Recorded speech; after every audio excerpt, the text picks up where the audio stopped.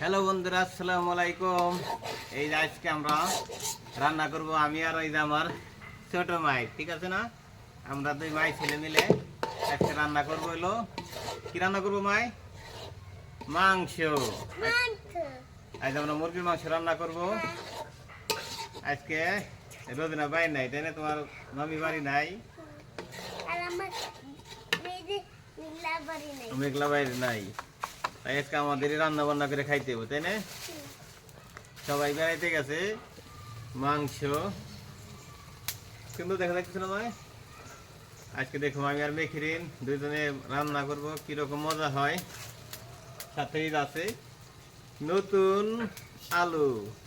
আলুর দাম কমে গেছে।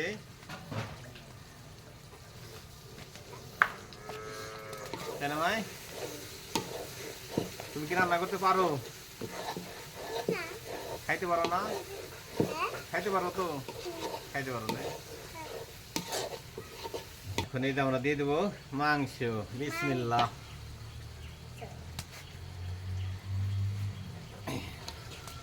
মেখিরিন, তুমি কি ঠ্যাং খাইবে না মাথা খাইবে? ঠ্যাং খাইবে?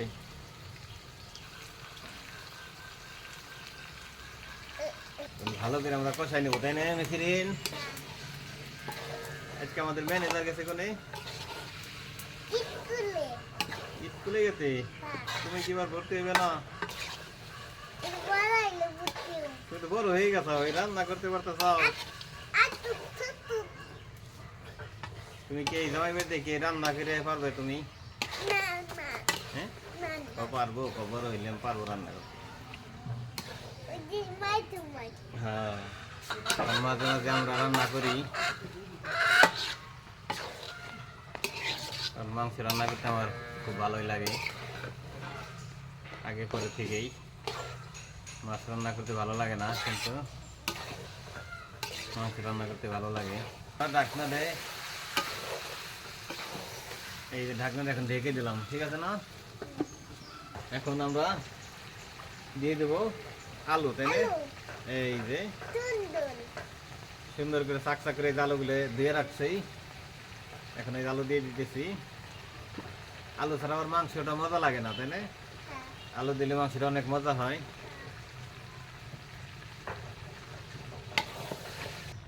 এই যে দেখেন আমি আর মেখিরে রান্না করলাম মুরগির মাংস। ওই যে বোনা বোনা মুরগির মাংস আমাদের রান্না বোনা হয়ে গেছে। এখন আমরা একটু এই যে জিরার ফাঁকি দিয়ে, হ্যাঁ এই যে দেখেন একটু এই যে জিরার ফাঁকি দিয়ে এখন নামাই নিব। এই যে দেখেন হয়ে গেছে আমার মুরগির মাংস বোনা। কার কার এরকম মুরগির মাংস বোনা অবশ্যই কমেন্টে জানাবেন, ঠিক আছে? এই যে দেখেন কি সুন্দর একটা কালার আইছে।